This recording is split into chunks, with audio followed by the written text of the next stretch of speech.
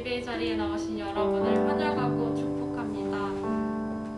오늘도 함께 찬양하며 말씀을 들으며 또 주님을 더욱 알아가기를 원하는데요. 오늘은 대림절 둘째 주일입니다.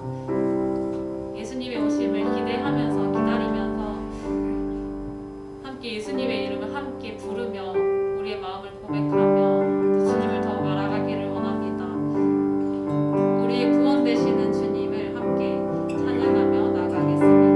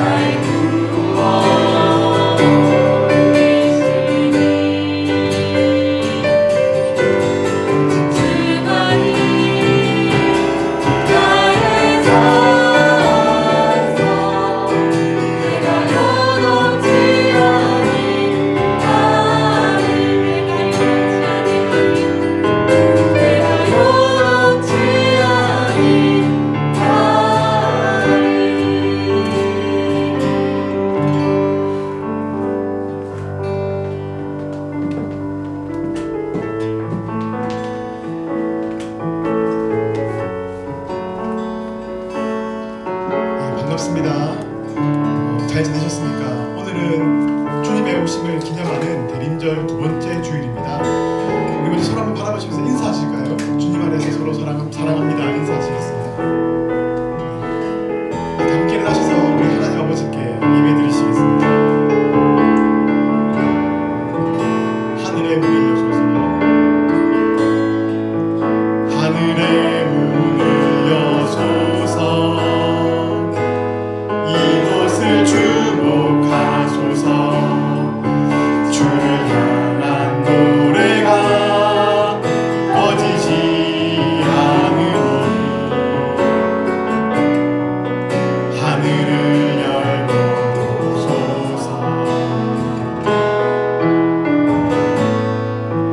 이곳에 임재하소서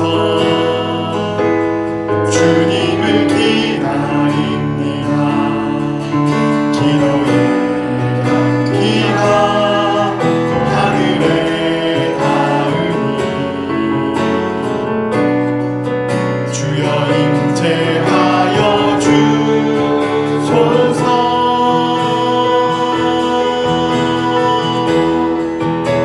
이곳에 오셔서 이곳에 앉으소서 이곳에서 드리는 예배를 받으소서 주님의 이름이 주님의 이름만이 오직 주의 이름만 이곳에 있으니 이곳에 오셔서 이곳에 오셔서 이곳에 앉으소서 이곳에서 드리는 예배를 받으소서 주님의 이름이 주님의 이름만이 오직 주의 이름만 이곳에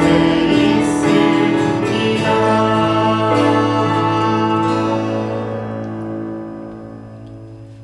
내가 산을 향하여 눈을 들리라. 나의 도움이 어디서 올까? 나의 도움은 천지를 지으신 여호와에게서로다. 아멘. 살아계신 아버지 하나님 감사드립니다. 우리를 죄에서 구원하시기 위해서 우리를 하나님의 자녀로 삼으시기 위해서 이 땅에 예수님을 보내어 주신 것 진심으로 감사를 드립니다. 그 예수님의 나심으로 또 십자가의 죽으심과 부활하심을 저희가 믿음으로 구원받고 하나님의 자녀가 되었습니다. 우리가 이 시간 우리를 구원하신 하나님 아버지께 또 우리를 구원하시기 위해서 이 땅에 오신 예수님께 우리의 마음과 정성을 다해서 최고의 예배를 올려드리도록 저희 마음 붙들어 주십시오. 이 시간 말씀하실 하나님을 기대합니다. 말씀하셔서 저희들에게 세상이 줄 수 없는 평강과 기쁨과 은혜를 충만하게 허락하여 주십시오. 주님의 시간입니다. 주님께만 올려드립니다. 예수님 이름으로 기도합니다. 아멘. 다 함께 신앙 고백하겠습니다. 나는 전능하신 아버지 하나님 천지의 창조주를 믿습니다. 나는 그의 유일하신 아들 우리 주 예수 그리스도를 믿습니다. 그는 성령으로 잉태되어 동정녀 마리아에게서 나시고 본디오 빌라도에게 고난을 받아 십자가에 못 박혀 죽으시고 장사된 지 사흘 만에 죽은 자 가운데에서 다시 살아나셨으며 하늘에 오르시어 전능하신 아버지 하나님 우편에 앉아 계시다가 거기로부터 살아있는 자와 죽은 자를 심판하러 오십니다. 나는 성령을 믿으며 거룩한 공교회와 성도의 교제와 죄를 용서받는 것과 몸의 부활과 영생을 믿습니다. 아멘. 교동문 116번 함께 교독하겠습니다. 교동문 116번.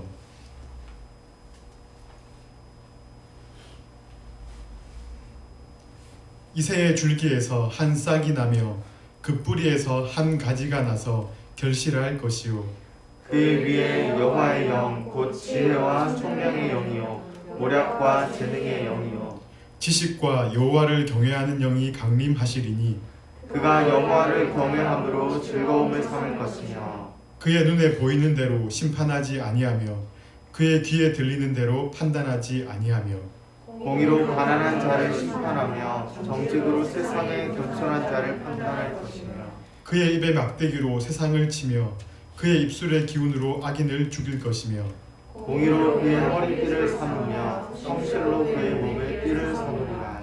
그때 이리가 어린 양과 함께 살며 표범이 어린 염소와 함께 누우며 송아지와 어린 사자와 살찐 짐승이 함께 있어 어린아이에게 끌리며 암소와 곰이 함께 먹으며 그것들의 새끼가 함께 엎드리며 사자가 소처럼 풀을 먹을 것이며 젖먹는 아이가 독사의 구멍에서 장난하며 젖된 아이가 독사의 굴에 손을 넣을 것이며 내 거룩한 산 모든 곳에서 해됨도 없고 상함도 없을 것이니 이는 물이 바다를 덮은 같이 여호와를 아는 지식이 세상에 충만한 것입니다. 그날에 이새의 뿌리에서 한 싹이 나서 만민의 기치로 설 것이요 열방이 그에게로 돌아오리니 그가 거한 곳이 영화로우리라. 아멘. 앉아주십시오. 함께 찬양 드리시겠습니다.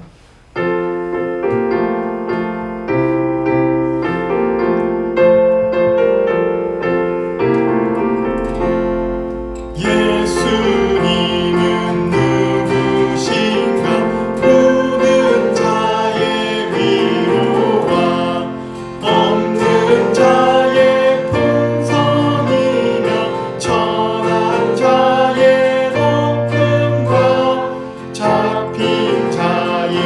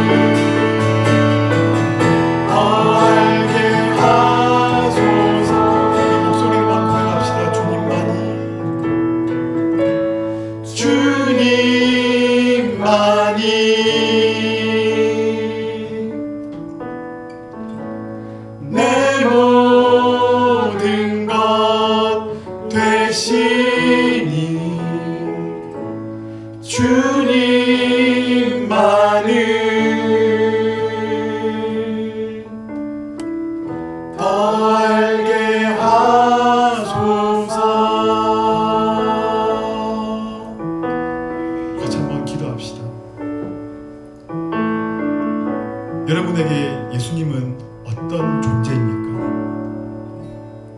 여러분에게 예수님은 얼마만큼의 가치가 있는 분이십니까? 지난 한 주를 살아오시면서 얼마나 주님이 나의 삶의 주인이십니다. 나의 모든 것이십니다. 이렇게 인정하며 그분 말씀에 순종하며 그 뜻대로 사셨습니까? 혹시 여전히 내가 주인 되어서 나의 목표와 나의 야망과 나의 야심을 따라서 내 뜻대로 살지는 않으셨습니까? 우리 시간 다시 한번 나의 삶을 돌아보면서 혹시 여전히 내가 주인된 삶을 살고 있다면 주님 앞에 회개합시다. 주님께 이렇게 고백합시다. 주님, 나를 위해 이 땅에 오신 주님, 그 주님을 기억하며 나 역시 주님을 사랑합니다. 주님이 나의 모든 것 되십니다. 주님을 더 알아가기 원합니다. 주님 시간 저를 만나 주십시오. 같이 한번 주님께 간절하게 기도하시겠습니다.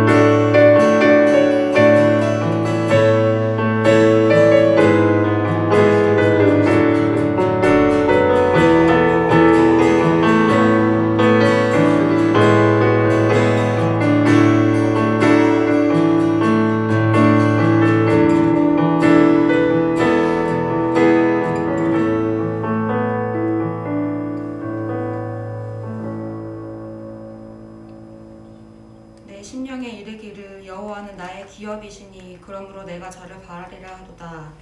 무릇 기다리는 자에게나 구하는 영혼에게 여호와께서 선을 베푸시는도다.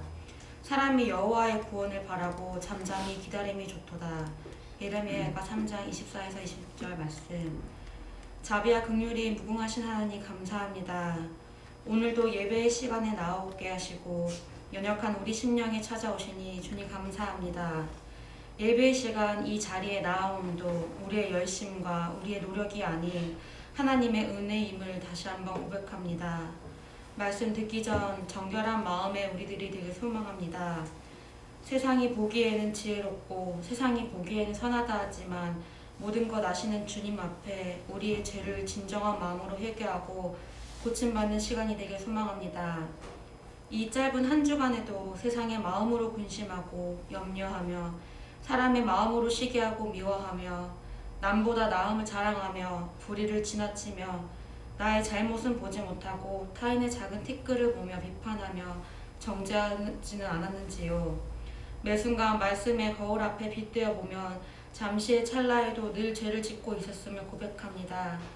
나를 향한 주님의 사랑과 은혜를 당연하다 여기며 정작 저는 사랑이 없었음을 고백하오니 주님 용서해 주세요. 늘 기도의 시간 죄를 고백하고 회개하여도 삶에 돌아가면 또 연약해질지라도 한 걸음 한 걸음 주님을 닮아가는 그런 저희가 될 수 있도록 진정한 회개와 고침 또 그로 인해 주께 가까이 나아감이 있는 우리들이 될 수 있도록 인도하여 주세요. 주님, 벌써 2021년도 12월이 되었습니다. 한 해를 마무리하는 동안 주님께서 함께 하신 주님의 은혜를 좀 더 돌아보고 22년을 기대하며 기도로 준비하는 시간 되길 소망합니다. 또한 대림절 기간으로 다시 오실 주를 기대하며 기도로 성탄절을 맞이하는 우리 부미 캠퍼스 한 사람 한 사람이 되길 소망합니다. 주님, 오늘은 권사임직 감사 예배가 있는 날입니다. 우리 부미 캠퍼스의 권사님을 세워주시고 함께하여 주시니 너무나도 감사드립니다. 세워주실 권사님이 어찌 귀하고 아름다운지요. 부민 캠퍼스 모두 한 마음이 되어 권사 임직길 위해 기도하고 준비하였습니다. 주님께서 세워주시는 권사 직분을 감사함과 기쁨으로 받아 거룩하게 직분에 잘 감당하며 더욱더 단단하게 세워질 수 있도록 주님께서 늘 함께하여 주시고 성도 모두가 세워주실 권사님께서 주심이 주님께서 주신 일들을 잘 감당할 수 있도록 응원하고 중보하는 우리들이 될 수 있도록 인도해 주세요. 오늘도 예배의 시간 하나님의 말씀을 듣기 위하여 모인 예배의 시간 한 사람도 헛되이 돌아가지 않기를 소원합니다. 단위에 세우신 조용래 목사님을 위해서 기도합니다. 영육간에 강건하게 하시고 말씀을 준비하실 때 기도와 거룩함으로 준비하게 하시며 주의 참 진리의 말씀이 바르게 잘 선포될 수 있도록 주께서 늘 지켜주시고 지혜와 사랑을 더하여 주세요. 말씀 듣는 성도 또한 각자에게 주시는 말씀들을 성령 하나님의 조명하심으로 말씀을 바로 들으며 그 말씀을 마음판에 새기어 행함의 믿음까지 이룰 수 있는 우리가 될 수 있도록 인도하여 주세요. 감사합니다. 사랑합니다. 우리 주 예수 그리스도 이름으로 기도드렸습니다.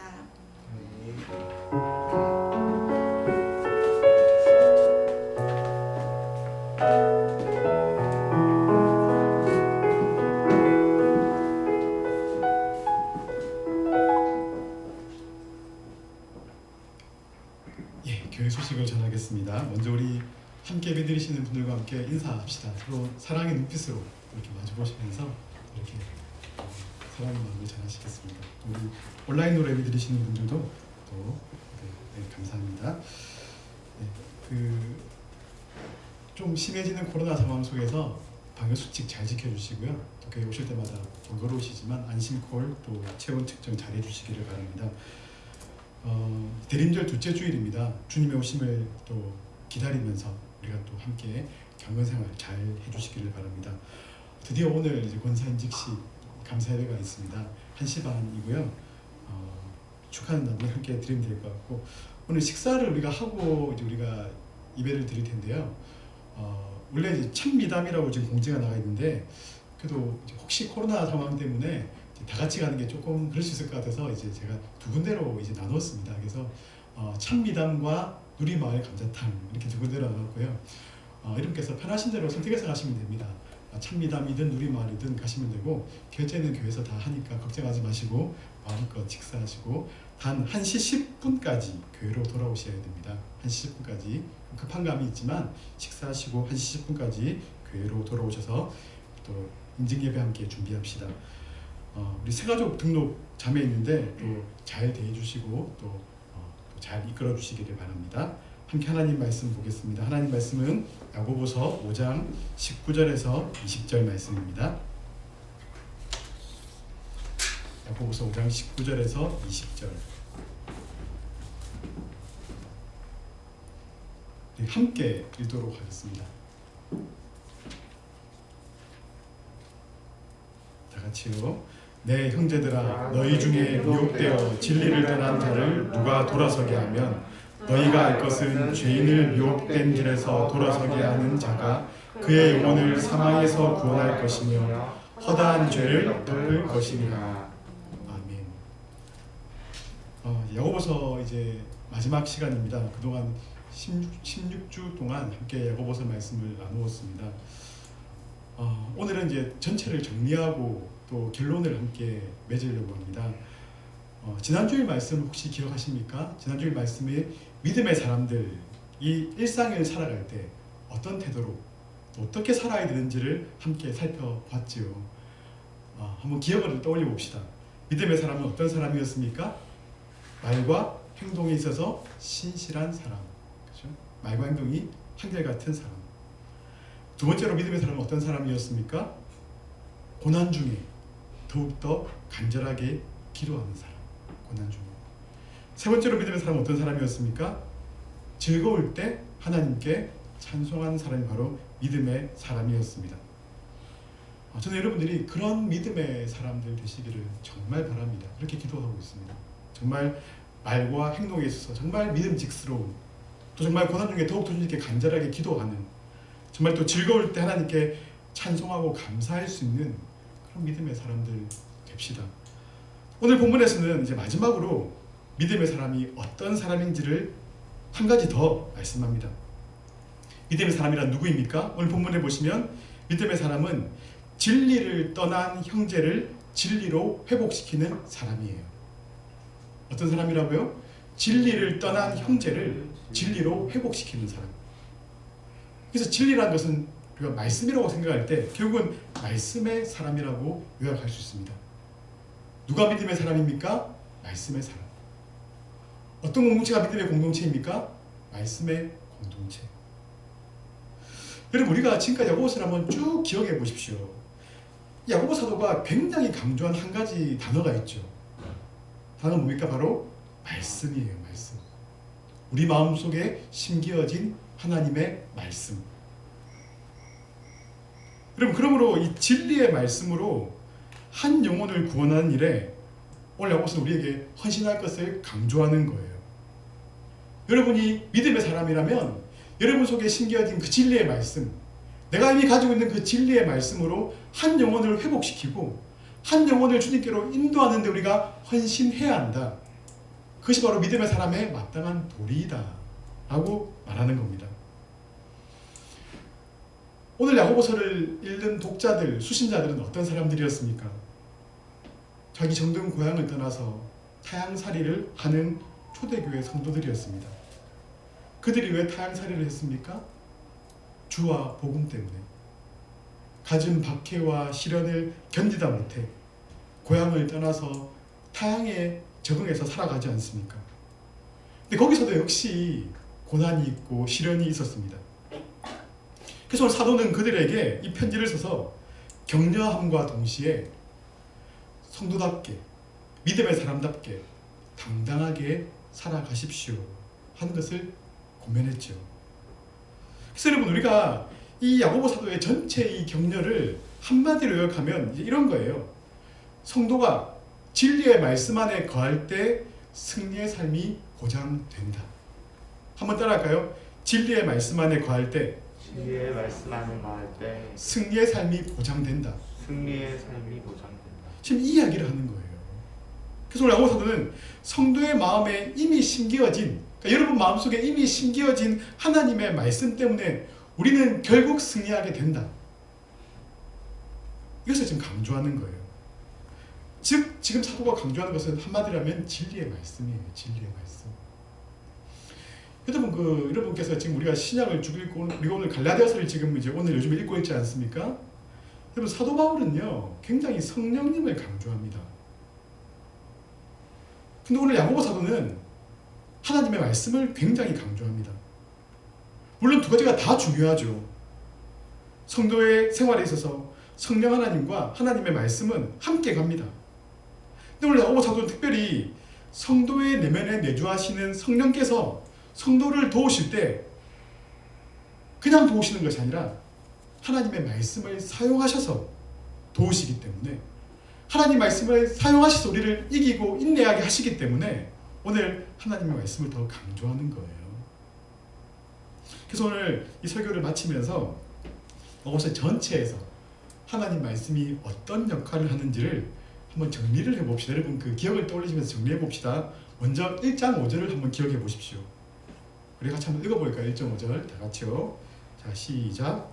너희 중에 누구든지 지혜가 부족하거든 모든 사람에게 후히 주시고 부짓지 아니하시는 하나님께 구하라. 그리하면 주시리라.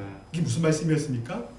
시험 중에 내가 지금 어려운 일을 만나고 고난 중에 있을 때 하나님께 뭐를 구하라고요? 지혜를 구하라. 하나님께 믿음으로 기도하면 하나님께서는 시험을 넉넉하게 이기도록 지혜를 주신다 하는 거죠. 여러분, 내가 시험을 극복하려면, 여러분들이 고난을 통과하고 이기려면 지혜가 필요한데 그 지혜가 바로 진리의 말씀이라는 거예요. 그래서 여러분들이 시험을 극복하기 위해서 기도할 때 하나님 이 시험 빨리 좀 제거해 주십시오 라고 기도하는 것은 하수예요. 고수는 어떻게 기도합니까? 하나님 진리의 말씀을 깨닫게 해주십시오. 저에게 지혜를 주십시오. 그렇게 우리가 기도해야 하는 거예요. 그럼 우리가 깨달아야 될 진리의 말씀은 무엇입니까? 가장 중요한 진리의 말씀은 무엇입니까? 성경은 우리에게 무엇을 말합니까? 바로 하나님은 누구신가요? 하나님은 누구신가? 오늘 본문에서 말하는 하나님은 누구십니까? 우리의 기도를 들으시는 하나님. 특히 야고보 사도는 모든 사람에게 후히 주시고 꾸짖지 아니하시는 하나님을 강조하고 있는 거예요. 여러분, 우리가 믿는 하나님은요, 기도하는 우리에게 더 좋은 것을 주시는 하나님이심을 꼭 기억하십시오. 하나님은 사랑하는 당신의 자녀들에게 최고의 것을 주시려고 만반의 준비를 딱 다 해놓고 기다리시는 우리의 하늘 아버지이십니다.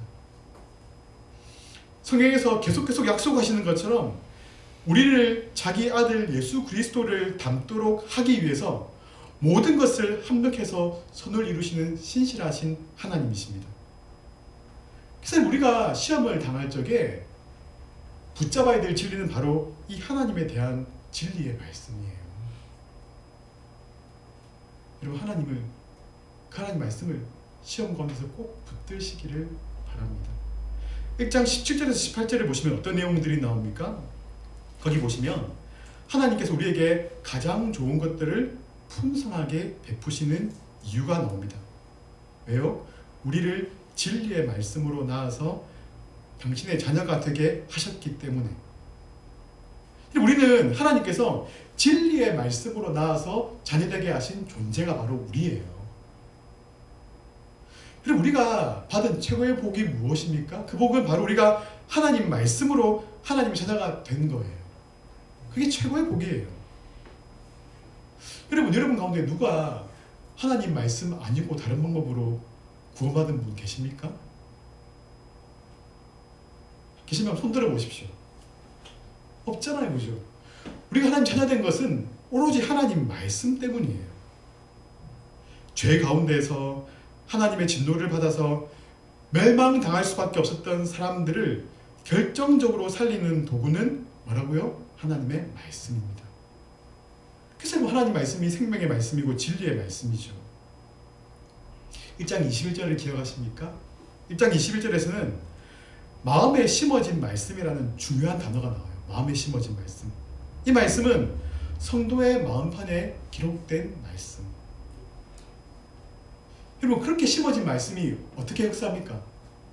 우리 마음 가운데서 살아서 생동하면서 우리의 영혼을 능히 구원하는 거예요. 여기서 말하는 구원이란 우리가 예수님 믿었습니다, 이 구원을 말하는 것이 아니라 구원받은 성도에게 심겨진 그 말씀은 또 다른 구원, 즉 우리의 성화, 우리의 영화를 이루어가는 거예요. 여러분들이 거룩하게 되어가는 것 무엇 때문입니까? 우리 때문이 아니에요. 우리 속에 역사하신 하나님의 말씀 때문에 우리는 거룩해지는 거예요. 우리가 영화롭게 될 것입니다. 믿으시죠? 그죠? 무엇 때문에? 하나님의 말씀 때문에. 그래서 마침내 우리 마음에 새겨진 하나님의 말씀이 우리 영혼을 거룩하게 하고 마침내 우리를 온전하게 만드는 거예요. 1장 25절을 기억하십니까? 거기 보시면 이 마음에 심어진 그 말씀을 다르게 표현합니다. 뭐라고 표현합니까? 저기 제가 색깔 쳐놨죠? 뭐라고 되어 있습니까? 자유롭게 하는 온전한 율법. 그래서 온전한 율법이란 무엇입니까?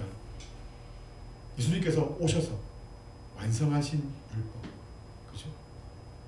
바로 신약 성경, 구약 성경을 말합니다. 그 하나님의 말씀이, 우리가 매일 보고 있는 이 하나님 말씀이 사람을 온전하게 만든다는 거예요. 여러분 매일 말씀 읽으시죠, 그죠? 읽으시죠? 예, 그 말씀이 우리를 온전하게 만듭니다. 그래서 하나님의 말씀은 온전한 율법입니다. 근데 그 앞에 뭐가 붙었습니까? 자유롭게 하는. 이것이 뭡니까? 이게 굉장히 중요해요. 이 자유롭게 한다는 뜻이 무엇입니까?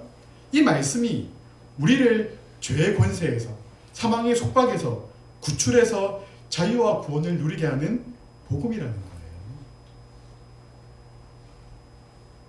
내가 보는 이 말씀이 나를 구원하고 나를 자유롭게 했고 나를 온전하게 만드는 하나님의 말씀이고, 성령 하나님께서는 이 말씀을 지금도 우리 마음판에 새기고 계시는 거예요.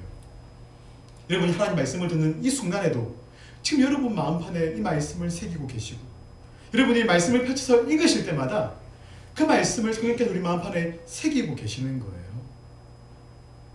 그래서 마침내 그 말씀 때문에 우리가 승리하도록 성령께서 역사하신다. 그래서 성령의 은혜와 말씀의 은혜가 우리를 이기게 하는 가장 중요한 두 가지라는 겁니다. 자, 여기서 한번 정리해 봅시다. 자, 이렇게 봤을 때 이런 말씀이 중요하다는 건 아시겠죠, 그죠? 자, 이제 그럼 우리가 이 말씀을 어떻게 대해야 될까요? 어떤 태도로 이 말씀을 대해야 할까요? 제가 세 가지로 요약드릴게요. 첫 번째는요, 1장 21절의 내용인데 우리가 하나님 말씀을 온유한 마음으로 받아야 합니다. 한번 따라합시다. 하나님 말씀을 온유한 마음으로 받아야 한다. 온유한 마음으로 받아야 예, 그 말은 말씀에 푹 잠겨서 살아라는 거예요. 지금 말씀을 들으실 때 그 말씀에 여러분 잠기십시오. 말씀을 읽으실 때 정말 말씀을 환영한다. 정말 내가 무엇인가 하나로 내가 정말 여기서 얻겠다. 좀 그런 마음으로 말씀을 펼쳐 드십시오. 두 번째입니다. 1장 24절을 보시면 따라합시다. 하나님 말씀을 공부해야 한다. 하나님 말씀을 들여다보라는 거예요. 자세히 관찰하고 공부하라는 거예요. 그럼 그냥 피상적으로 읽지 마시고 공부하십시오. 말씀을 모르시면 찾아보십시오. 모르시면 물어보십시오. 이상한 데 가서 공부하지 마시고 교회 안에서 공부하십시오. 세 번째로 무엇입니까? 따라합시다. 하나님 말씀을 실천합시다. 그러면 말씀을 내가 온유함으로 받는다는 그 말씀은 가장 큰 이유는 결국 말씀대로 살기 위해서 아닙니까? 우리가 말씀을 왜 듣고 공부합니까? 지식을 누리기 위해서요? 아니에요. 그 이유는 말씀대로 살기 위해서예요. 그래서 오늘 사도는 말씀을 들은 다음에 즉시 실천할 것을 강조하고 있습니다. 즉시. 그런데 오늘 말씀을 들었으면 즉시 실천하셔야 돼요. 말씀을 듣긴 들었는데 내가 실천하지 않는다면 그것은 자신을 속이는 것이고 거울을 보고 자기 모습을 잊어버리는 사람과 같다라고 야고보서는 표현하고 있습니다. 사랑하는 성도 여러분, 어떻게 하면 성도가 그리고 교회가 다시 새로워질 수 있을까요? 요즘에 성도도 교회도 참 지탄의 대상이 되어버린 지 오래잖아요. 그죠? 어떻게 보면 다시 새로워질 수 있을까요? 다시 우리가 세상에 영향력을 발휘할 수가 있을까요? 세상을 살릴 수가 있을까요? 답은요, 기본으로 돌아가면 됩니다. 기본 중에 기본인 말씀으로 돌아가면 됩니다. 그럼 하나님 말씀으로 돌아가면 개인이 새로워지고요, 교회가 새로워진다고 하나님께서 약속하셨어요. 그렇기 때문에 나 자신부터 말씀의 사람이 되어야 합니다. 한번 따라해 주시겠습니까? 나 자신부터 말씀의 사람이 되겠습니다. 지금 다 봤습니다. 꼭 지키십시오.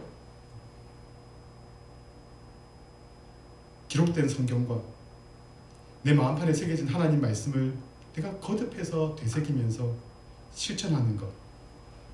여러분, 이런 사람이 하나님께서 찾으시는 참된 경건의 사람이다 라고 1장에서 말씀을 드렸죠. 그죠?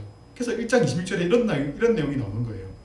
참된 경건이란 무엇인가를 말하면서 아마 기억하실 거예요. 다들 지금 제가 설교했던 걸 다 요약하고 있는 거거든요. 참된 경건이란 무엇입니까? 하나님 말씀을 따라서 바르게 생각하고 바르게 말하고 바르게 행동하는 일상의 모든 생활이 참된 경건이다. 교회 와서 주여 주여 하고 뜨겁게 찬양하고 기도하는 것이 경건 생활이 아니라 내가 모든 삶 속에서 하나님 말씀대로 생각하고 말하고 행동하는 그 모든 것이 참된 경건이다. 그래서 사도는 이 편지를 쓴 목적을 초대교회 성도들이 그리고 오늘날 우리가 하나님 말씀대로 살도록 독려하기 위해서 이 말씀을 썼다라고 기록하는 거예요. 그래서 그것에 대한 구체적인 예가 무엇이었습니까? 하나님 말씀대로 사는 그 경건한 상도의 삶을 구체적으로 뭐라고 말했습니까? 적극적으로 고아와 가부를 환난 중에 돌보는 사람들, 힘들어하는 사람들, 외로워하는 사람들, 그 사람들을 외면하지 않고 그 사람들을 환난 중에 돌보는 것이 참된 경건이다. 이것이 적극적인 경건의 모습이었어요. 또 소극적인 경건의 모습은 무엇이었습니까? 자신을 지켜서 세 속에 물들지 않도록 자기를 지키는 것. 다시 말해서 경건한 성도는 어떤 사람들입니까? 세상에서는 약자를 짓밟죠. 자기가 올라가기 위해서 온갖 술수를 다 부리죠. 하지만 성도는 세상 가치관에 휘둘리지 않고 약자들을 섬기면서 거룩한 삶을 살아가는 사람. 불쌍한 사람들에게 최선을 다해서 긍휼을 베푸는 사람이다. 이렇게 말했습니다. 계속 이어서 말합니다. 2장에 보시면 하나님 말씀대로 사는 성도는 어떤 사람입니까? 그것에 대한 첫 번째로 사람을 차별하지 않습니다 라고 말했죠. 사람을 차별하지 않습니다. 차별 대신에 뭐였습니까? 차별 대신에 제가 그때 차별 대신에 뭐라고 말씀드렸는데 차별 대신에 뭐? 긍휼. 그렇죠?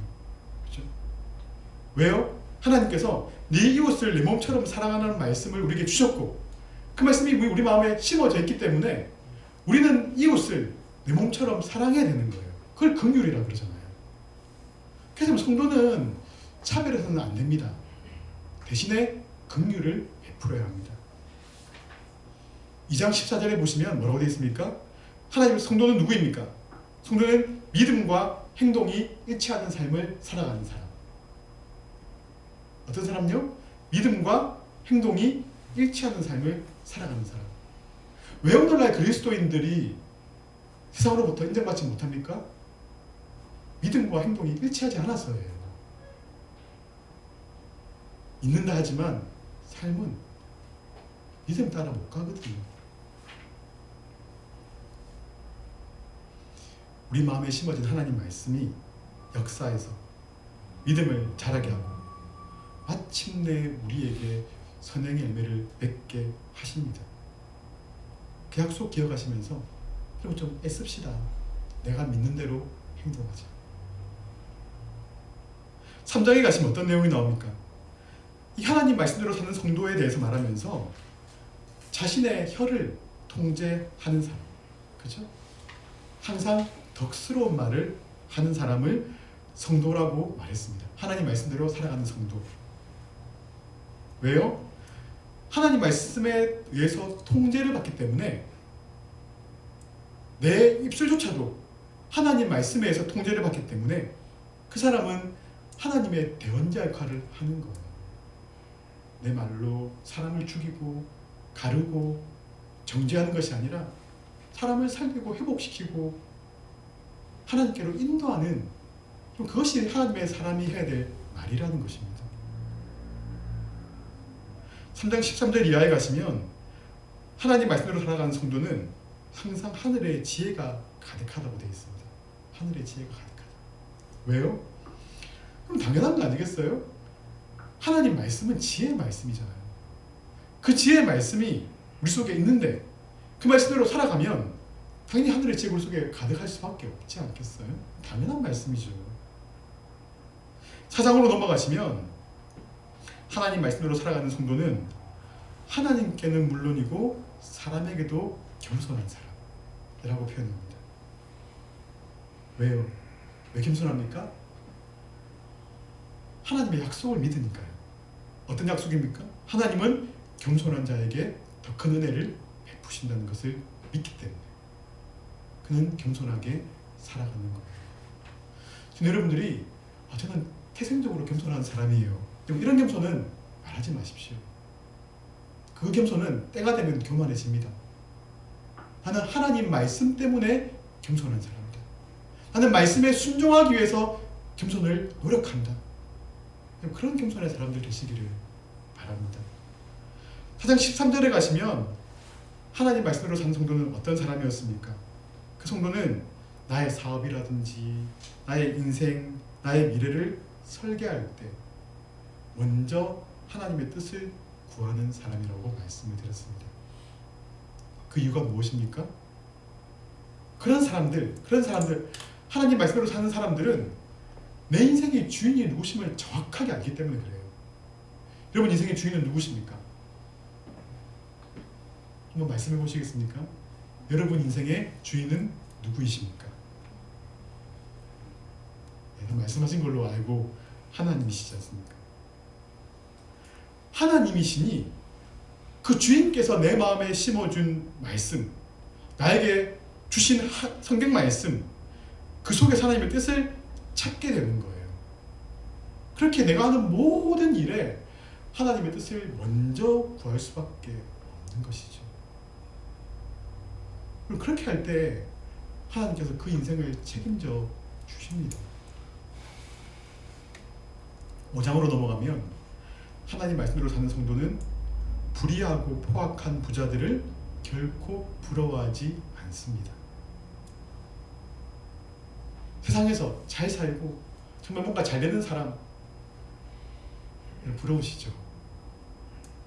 그러니까 저를 이렇게 보시는 것 같은데 우리를 어떻게 보고 이렇게 말씀하시는 것 같은데 예. 부러워하지 마십시오. 왜요? 말씀의 사람들은 그 사람들의 결론을 알기 때문에 그래요. 그들의 결말이 어떤지 우리는 말씀을 통해서 알고 있기 때문에 우리는 결코 그들을 부러워하지 않습니다. 5장 7절 이어가시면 하나님 말씀대로 사는 성도들은 어떤 사람들입니까? 무슨 일을 만나도 오래 참는 사람들입니다. 무슨 일을 만나도. 왜 그렇습니까? 하나님께서 아름다운 결말을 약속하셨을 뿐 아니라 현재의 삶에서도 그 결말을 미리 맛보게 하실 것을 믿기 때문에 내가 지금 비록 힘들지만 어렵지만 고난 중에 있지만 하나님 말씀을 붙들고 인내하면 나는 반드시 이긴다. 내 결말은 아름다워질 것이다. 하나님은 삶의 순간순간에도 나에게 힘을 주시고 위로해 주시고 격려해 주신다. 그것을 믿기 때문에 말씀의 사람들은 어떤 경우에도 오래 참을 수가 있는 거예요. 5장 12절에서 18절 지난주 말씀입니다.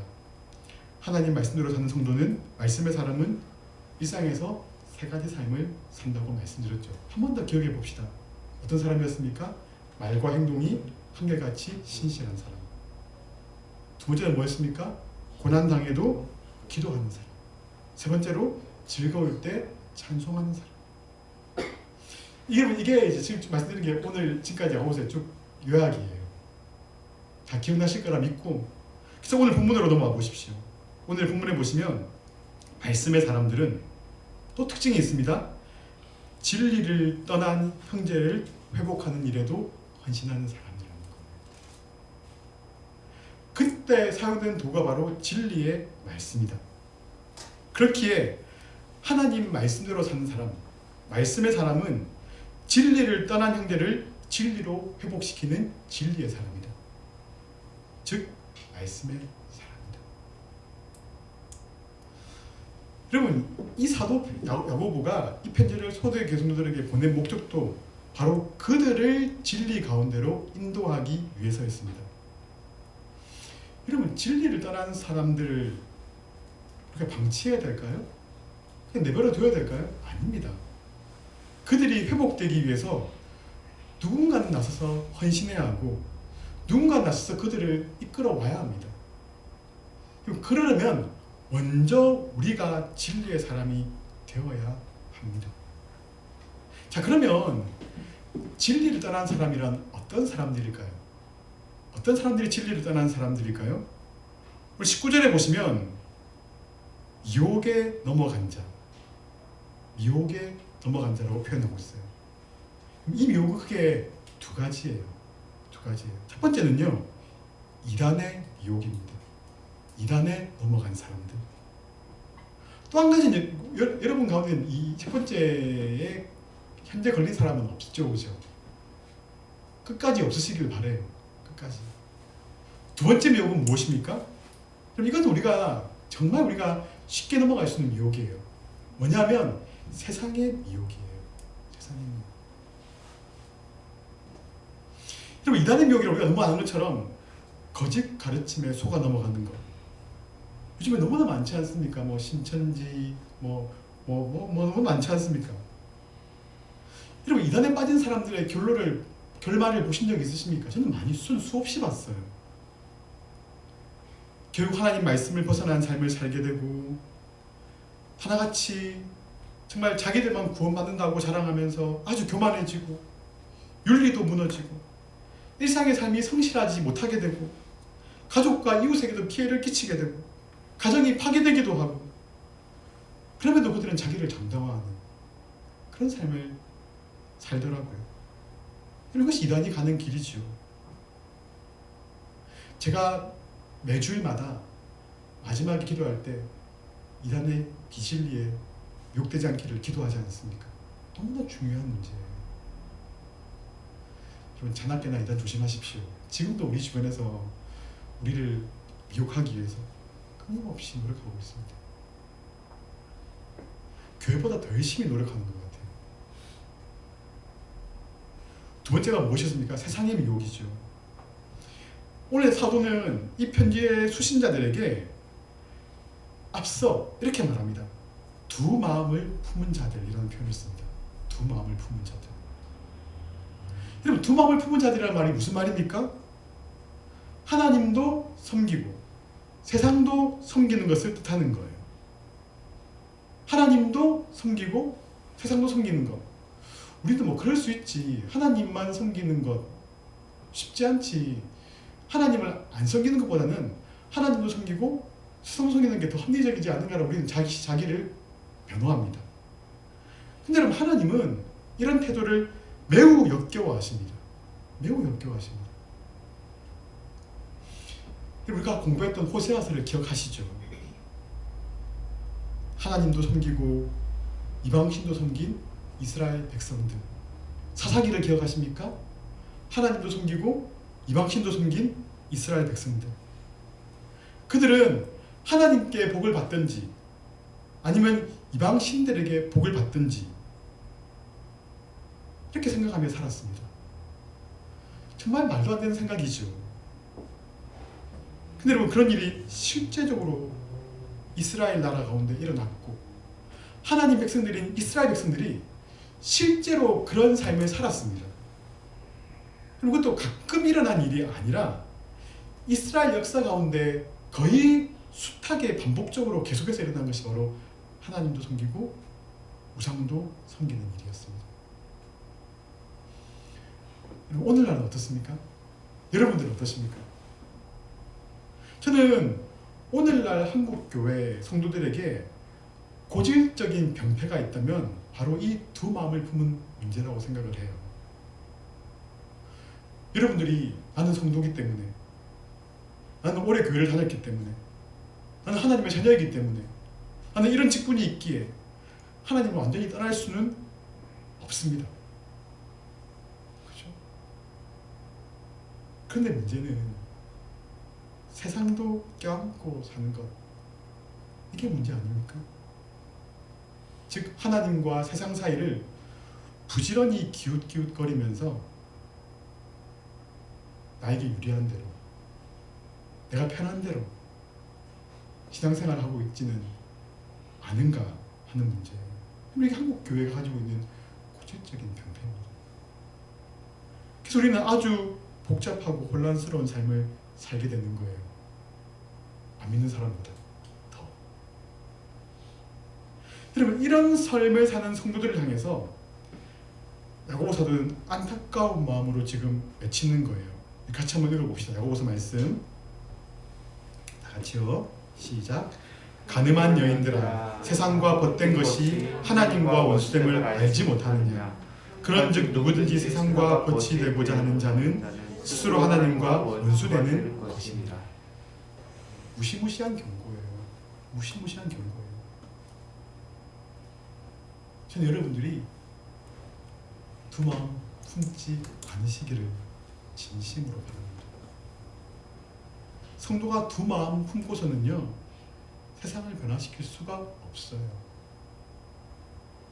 두 마음 가지고서는요 진리의 사람, 말씀의 사람이라고 할 수가 없어요. 그래서는 하나님 나라의 일꾼이라고 말할 수가 없습니다. 자, 그러면 우리가 어떻게 하면 이 두 마음에서 벗어나서 전심으로 하나님을 섬길 수가 있을까요? 이 부분도 잘 들으셔야 돼요. 지금까지 조금 흘려 들으셨더라도 저도 잘 들으십시오. 내가 어떻게 하면 두 마음에서 벗어나서 하나님을 전심으로 섬길 수 있을 것인가? 그렇게 하면 우리가 앞서 말씀드렸던 이단 그리고 세상의 유혹에 빠지게 하는 그 배후에 있는 악한 영이 있다는 것을 알고 우리가 그 악한 세력과 싸워서 이겨야 하는 거예요. 즉 영적 전쟁을 말하는 거예요. 그럼 우리가 그냥 이단에 빠지지 않습니다. 그냥 우리가 세상에 빠지지 않습니다. 성도로 하여금 이단과 세상에 빠지게 하는 유혹해 하는 악한 영의 세력들이 있고 사탄이 있죠. 사탄은 여러분 할 수만 있으면 성도를 유혹해서 자기 사람으로 만들려고 합니다. 그래서 여러분 이단을 이용하고 세상을 이용하는 거예요. 그럼 이것이 성도와 교회가 당면한 현실이자 우리의 상황들이죠. 영적 전쟁은 끊임없이 일어나고 있습니다. 그럼 그렇기 때문에 성도와 교회는 깨어서 영적 전쟁에 나서야 합니다. 하나는 이제 믿은 지 얼마 안 됐는데 그리고 그런 믿은 지 얼마 안 된 초신자를 사단이 가만둘까요? 아니요. 그들도 공격합니다. 나는 이제 교회 직분자인데, 난 목사인데, 나는 장로인데, 나는 권사인데, 안수집사인데 이제는 안 건드려야지 할까요? 아니요. 더 공격합니다. 그래서 우리는 뭐 깨워서 내가 누구든지 내가 어떤 직분을 가지고 있든지 내 믿음의 연한이 얼마이든 간에 관계없이 우리는 늘 깨어서 영적 전쟁에 나서야 합니다. 악한 영들의 대장인 마귀를 대적해야 합니다. 그러면 4장 7절의 말씀처럼 우리가 대적하면 마귀가 피하는 거예요. 그런데 우리가 그냥 마귀와 싸울 수는 없죠. 우리가 무장을 해야죠. 그래서 에베소서에 보시면 우리가 취해야 될 전신갑주를 얘기하는 거예요. 근데 그 전신갑주 가운데 대부분 다 이게 방어용 무기거든요. 근데 성도에게 공격용 무기가 두 가지가 있어요. 그 두 가지가 뭘까요? 우리 한번 읽어봅시다. 에베소서 말씀 같이 읽어볼까요? 다 같이요. 시작. 구원의 투구와 성령의 검 곧 하나님의 말씀을 가지라. 모든 기도와 간구를 하되 항상 성령 안에서 기도하고 이를 위하여 깨어 구하기를 항상 힘쓰며 여러 성도들을 위하여 구하라. 두 가지가 뭡니까? 하나님의 말씀과 기도. 그럼 말씀과 기도가 우리가 영적 전쟁에서 사단을 공격할 유일한 무기라는 거예요. 유일한. 그래서 이렇게 말씀과 기도를 강조하는 거죠. 우리 예수님께서도 한번 기억해 보십시오. 마귀에게 시험 받으실 때 금식하시고 기도하셨어요. 예수님도 금식하고 기도하셨는데 하물며 우리는요. 그리고 예수님도 마귀에게 시험 받으실 때 말씀으로 그들을 대적해서 이기셨는데 하물며 우리는요. 여러분들이 기도하지 않으시고 말씀 보지 않으시면 우리는 백전백패할 수밖에 없어요. 그러면 우리가 영적 전투에서 승리하려면 기도와 말씀으로 무장해야 합니다. 그래 우리가 진리의 사람, 말씀의 사람이 될 수가 있고 우리 공동체가 말씀과 기도로 무장해야지만 진리의 공동체, 말씀의 공동체가 되는 겁니다. 제가 어떤 그 통계를 보니까 우리 정도 사이즈의 교회 있잖아요. 이단들이 굉장히 노리는 교회 중에 이런 사이즈 교회를 노린대요. 홀라당 자기들이 이제 이렇게 산옮기기라 그러던가 뭐 그런 게 있다 그러더라고요. 홀라당 다 먹어버린대요. 그럼 우리가 기도하지 않고 말씀에 껴있지 않으면 우리 교회라고 안심할 수 없어요. 여러분 기억하십시오. 말씀과 기도에 늘 깨어서 영적 전쟁에서 승리하십시오. 근데 여러분 우리가 말씀의 사람이 되어야 될 또 다른 목적이 있다고 말씀을 드렸잖아요. 그죠? 내가 영적 전쟁에서 이기는 그것을 더 넘어서서 진리에서 벗어난 형제들을 회복하기 위해서 우리는 말씀의 사람이 되어야 합니다. 즉 이단에 빠진 형제들 또 세상에 빠진 형제들을 구원해야 될 책임이 우리에게 있다 하는 겁니다. 오늘 이게 바로 본문의 강조점이에요. 여러분들이 구원받고 신앙생활하는 것은 나 하나 그냥 평안한 마음으로 즐거운 마음으로 살기 위해서가 아니라는 겁니다. 이산에 빠진 형제들을, 세상에 빠진 형제들을 다시금 진리로 돌이키게 하는 것이 우리의 사명이다 하는 겁니다. 물론 그 일이 결코 쉬운 일 아닙니다. 힘든 일입니다. 왜요? 사단이 끊임없이 방해하고 있고 지금도 온갖 방법을 동원해서 계략을 꾸미거든요. 하지만 우리가 하나님 말씀으로 무장하고 기도할 때 하나님께서는 반드시 우리에게 형제를 구원할 용기와 지혜를 주십니다. 왜요? 하나님도 그 일을 원하시고 그 일이 하나님께서 기뻐하시는 일이거든요. 그럼 마지막으로 우리가 이제 어떻게 하면 형제들을 구원할 수 있을까? 이것만 말씀드리고 말씀을 정리하겠습니다. 첫 번째 우리가 취해야 될 행동은요, 이 진리를 떠난 형제들을 멸망당할 죄인으로 보지 말고 회복의 가능성이 있는 죄인으로 봐야 돼요. 우리의 가치관이 바뀌어야 된다는 거예요. 우리는 좀 뭔가 좀 죄인들이 있으면 죄인, 우리와는 달라 선을 꺼버리잖아요. 그죠? 그렇게 하지 말고 저들도 회복의 가능성이 있는 죄인들이다. 회복될 사람들이다. 하는 우리가 눈으로 바라봐야 된다는 거예요. 물론 여러분, 구원의 여부는 전적으로 하나님의 손에 달려 있습니다. 그래서 우리가 그들을 볼 때는 저들의 구원이 완전히 끝났어 라고 단정지어서는 결코 안 됩니다. 대신 우리는 그들을 돕기 위해서 최선을 다해야 돼요. 하나님의 마음으로. 잃어버린 그 한 영혼을 구원하시기 위해서 찾고 찾으시는 그 하나님의 마음으로 우리가 그들을 바라봐야 돼요. 하나님은 우리에게 그 일에 동참할 기회를 주시는 거예요. 그 기회를 잘 선용해서 바로 교회의 궁극적인 사명인 한 영혼을 구원하는 일 우리가 함께 동참해야 되는 거예요. 우리가 일어서 말씀 같이 한번 읽어볼까요? 다 같이요. 시작. 어떤 의심하는 자들을 긍휼히 여기라.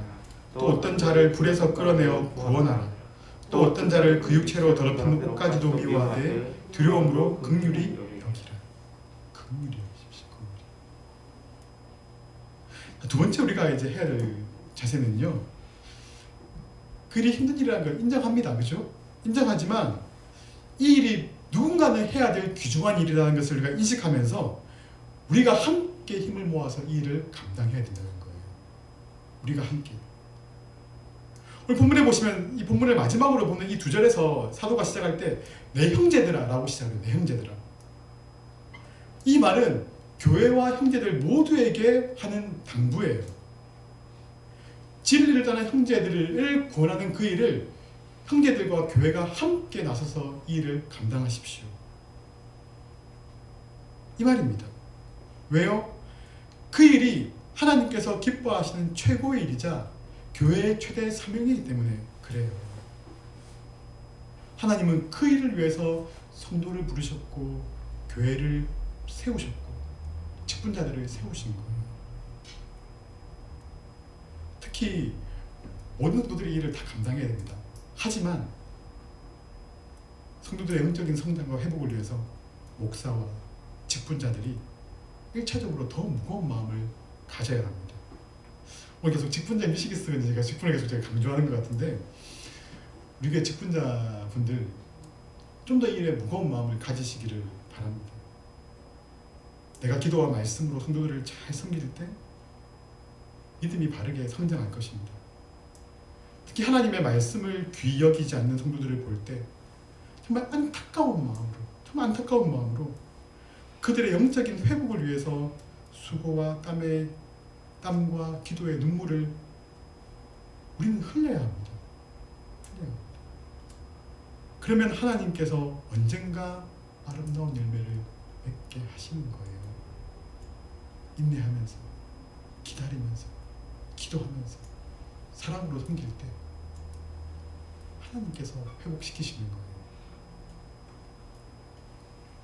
어떤 교회가 건강한 교회입니까? 진리의 말씀이 살아 생동하는 교회. 진리의 말씀 때문에 영혼이 구원받고 성장하고 회복이 활발하게 일어나는 교회. 그래서 우리 부민 캠퍼스 교회가 이런 교회가 되었으면 좋겠습니다. 그래야 나도 살고 가정도 살고 이웃과 세상도 새롭게 회복시킬 수가 있는 거예요. 말씀을 정리하겠습니다. 제가 언젠가 이런 비유를 든 적이 있는데, 집을 지을 때 여러분 기초를 든든히 다져야 되죠, 그렇죠? 든든히 다져야 됩니다. 그리고 벽도 튼튼하게 세워야 합니다. 그리고 마지막에 지붕도 튼튼하게 덮어야 합니다. 만약에 지붕을 덮지 않는다면 바람이 들어오거나 또 비가 새지 않겠습니까? 쓸모없는 집이죠. 교회도 마찬가지예요. 제가 여러분께 질문 드릴 텐데 답은 여러분들이 하십시오. 답은 알려드릴게요. 말씀이에요. 교회의 기초는 무엇입니까? 답해 보십시오. 교회의 기초는 무엇입니까? 말씀입니다. 교회의 벽은 무엇입니까? 하나님의 말씀입니다. 지붕도 잘 덮어야 되죠. 교회 지붕은 무엇입니까? 이제 답을 잊으셨어요? 하나님의 말씀입니다. 그리고 말씀의 기초 위에 말씀의 벽을 든든하게 세우고 말씀의 지붕을 덮은 교회가 교회다운 교회입니다. 지금 한국 교회는 말씀의 지붕을 덮을 때예요. 곳곳에 비가 새고 있습니다. 그 안에서 안락하게 편안하게 쉴 수가 없습니다. 사람들의 안식처가 되지 못합니다. 왜요? 말씀의 지붕이 날아갔기 때문에. 튼튼한 지붕을 새롭게 덮어 씌워야 합니다. 즉 말씀대로 살아가는 것이 한국 교회와 성도들의 최우선 과제가 되어버렸습니다. 우리 교회는 교회를 시작할 때부터 오후 예배를 과감하게 포기하고 오후 성경 공부를 해왔습니다. 제가 그렇게 소그룹 공부를 말씀 공부를 하는 목적은 단지 여러분들에게 말씀을 배우는 기쁨을 느끼라 이건 아니었어요. 마지막에 말씀을 듣고 개인적인 적용을 통해서 말씀 배운 대로 실천하자고 말씀 공부를 해온 거예요. 코로나로 인해서 약 2년 가까이 말씀 공부가 쉬고 있지만 원래 광고는 다음 주부터 하겠다고 했는데 지금 상황이 만만치 않네요. 그죠? 아직 잘 모르겠어요. 어떻게 할지 잘 모르겠어요. 하지만 여러분 다시 말씀 공부가 재개될 때 내가 하나님 말씀을 내 마음판에 새기고 그 말씀대로 내가 살아가기로 결심하고 노력하겠다. 여러분 그런 목적을 가지고 말씀 공부에 임해 주시기를 바랍니다. 코로나 상황이 오랫동안 지속되면서 교회 실망스러운 모습에 지친 성도들이 교회를 떠나는 것이 오늘 한국 교회의 현실이죠.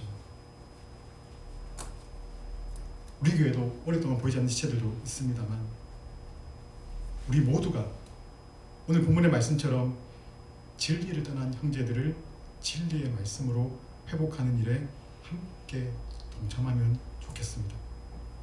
왜요? 힘들지만 가장 가치 있는 일이기 때문에 그렇습니다. 우리 교회 표어를 기억하십니까? 다시 여호와께 돌아가자. 이 말을 가장 잘 적용할 수 있는 한마디를 하자면 다시 말씀으로 돌아가자.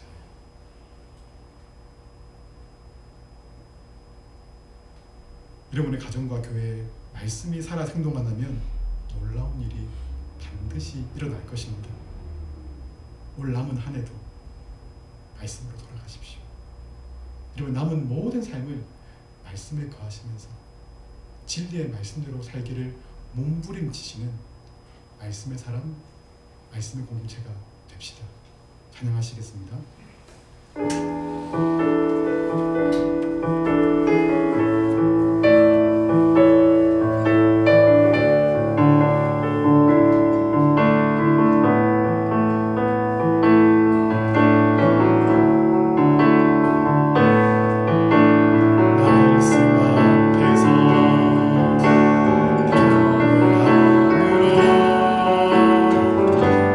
주께 홀로 섭니다.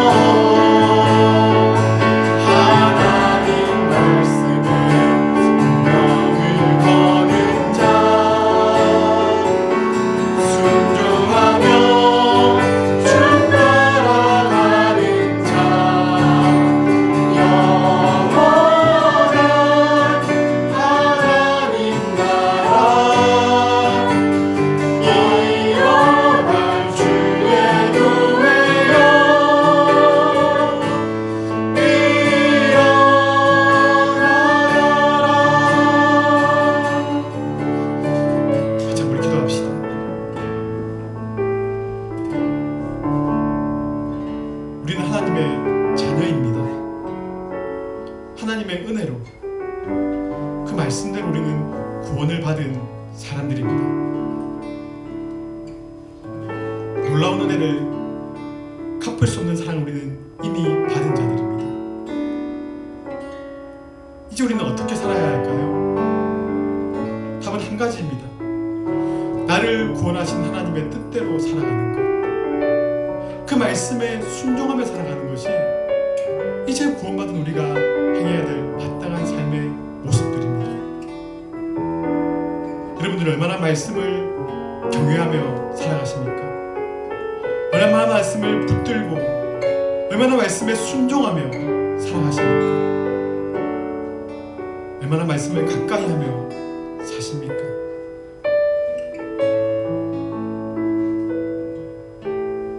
우리의 믿음이 왜 자라지 않을까요? 우리의 삶이 왜 더 거룩해지지 않을까요? 우리가 말씀을 무시했기 때문입니다. 말씀을 멀리했기 때문입니다. 주님께 좀 회개합시다. 우리가 입으로는 하나님을 사랑한다고 말하지만 하나님 말씀을 사랑하지 못한 것 용서해 주십시오. 주님, 이제 결단하게 해주십시오. 하나님 말씀을 소중히 여기며 하나님 말씀을 가까이 하며 그 말씀대로 순종하며 살겠습니다. 하나님 저에게 힘 주셔서 의지 주셔서 하나님 말씀대로 살게 해주시고 그 말씀에 생명 걸며 살게 해주셔서 하나님께서 약속하신 그 놀라운 말씀의 은혜들을 풍성하게 누리는 주님 삶을 살게 해주십시오. 더 나아가서 진리를 떠난 형제들을 주님 말씀으로 구원하는 교회와 공동체들에게 주님 우리를 사용하여 주십시오. 같이 한번 주님께 기도하시겠습니다.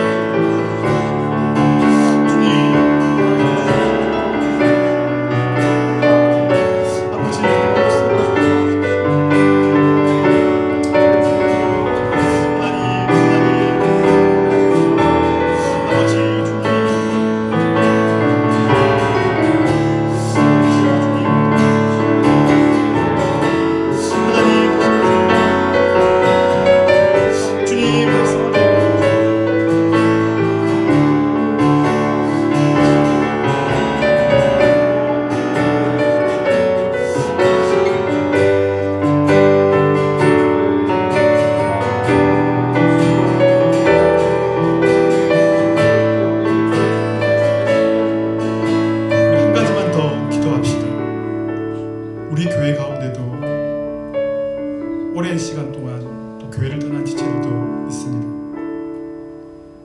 우리가 그들을 외면해서는 결코 안 됩니다. 오늘 말씀을 기억하시면서 말씀의 사람인 내가 다시금 그들을 진리의 말씀으로 돌아오게 하는 일에 힘써 기도하며 애쓸 수 있도록 주님 저희들을 사용해 주시고 우리 그 형제들 자매들 다시금 주님 진리의 말씀으로 돌아오게 해 주십시오. 같이 한번 간절하게 기도하시겠습니다. 기도하겠습니다.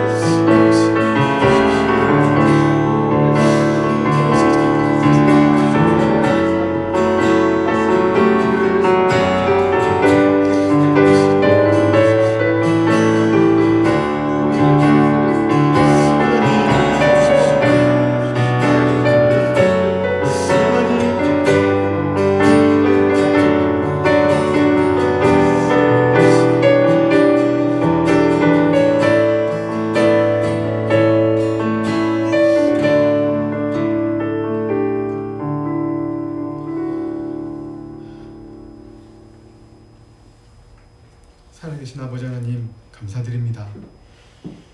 야고보서의 이 귀한 말씀을 통하여서 저희들에게 하나님의 진리를 깨닫게 하시고 또 결심하게 해주신 것 감사드립니다. 우리 마음에 하나님 말씀을 심어주셔서 우리를 구원해 주시고 또 그 심겨진 말씀으로 우리를 더욱더 거룩하게 하고 또 마침내 영화롭게 하실 하나님을 찬양합니다. 우리 사랑하는 성도들, 이 진리의 말씀 더 사랑하도록 도와주십시오. 외면하지 않고 가까이 하며 말씀을 즐거이 듣고 즐거이 공부하며 즐거이 읽을 수 있는 그런 말씀의 사람 될 수 있도록 도와주시고 더 나아가서 이 말씀을 삶 속에서 살아내는 그런 진정한 말씀의 사람들 될 수 있도록 저희들 도와주십시오. 주님, 우리는 이 현실을 바라보며 참 비난하거나 또 아파하거나 포기하거나 외면하는 삶을 살아갑니다. 하지만 이제부터는 그런 삶이 아니라 말씀을 붙들고 인내하며 주님을 믿는 믿음으로 끝까지 승리하는 그런 참된 성도의 삶을 살아갈 수 있도록 우리 모든 성도들에게 은혜 내려 주십시오. 더 나아가서 우리 부민 캠퍼스 교회가 진리를 떠난 사람들, 형제들, 정말 그들을 주님의 마음으로 안타깝게 여기며 긍휼히 여기며 다시금 그들이 주님 앞으로 진리의 말씀으로 돌아오시는 일에 우리들이 함께 마음 모아서 헌신함으로 마침내 그들이 돌아옴으로 하나님께서 기뻐하시고 우리 모두가 기뻐하는 그런 아름다운 열매들을 맛볼 수 있도록 주님 우리 모두를 그리고 우리 교회를 사용하여 주십시오. 주님, 우리 부민 캠퍼스 교회 성도 한 사람 한 사람이 말씀의 사람 되기를 간절히 소원합니다. 우리 부민 캠퍼스 교회가 말씀의 기초 위에 말씀의 벽을 든든하게 세우며 말씀의 지붕을 굳건하게 덮는 그런 교회 되어서 많은 사람들에게 참된 안식과 평안을 제공할 수 있는 하나님 나라를 맛보게 할 수 있는 주님 그런 아름다운 공동체 되도록 저희들 은혜 내려 주십시오. 마음과 함께 물질을 드렸습니다. 하나님 나라가 확장되게 하시고 주의 복음이 널리 증거되도록 은혜 내려 주십시오. 특별히 주님, 우리 교회 지체들 가운데 오랫동안 보이지 않는 지체들이 있습니다.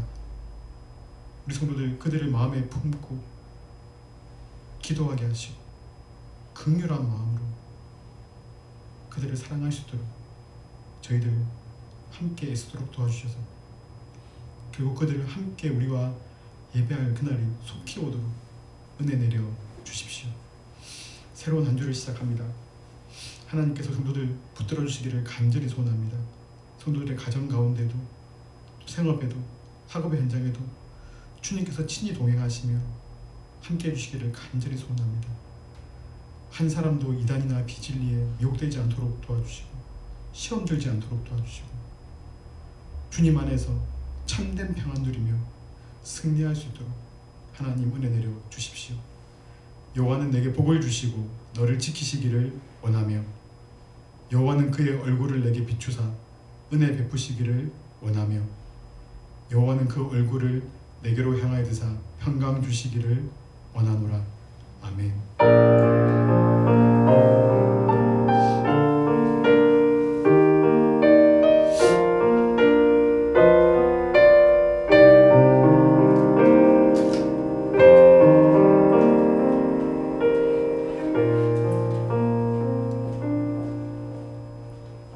예배를 마쳤습니다. 서로 한번 이렇게 인사할까요? 말씀의 사람 됩시다. 네. 식사를 하실 텐데요. 참미담 식당과 누리마을 식당 두 군데서 흐르는 기호에 따라서 가셔서 식사하신대로 편하게 식사하시고 1시 10분까지 교회로 돌아오시면 되겠습니다. 잠시 후에 뵙겠습니다.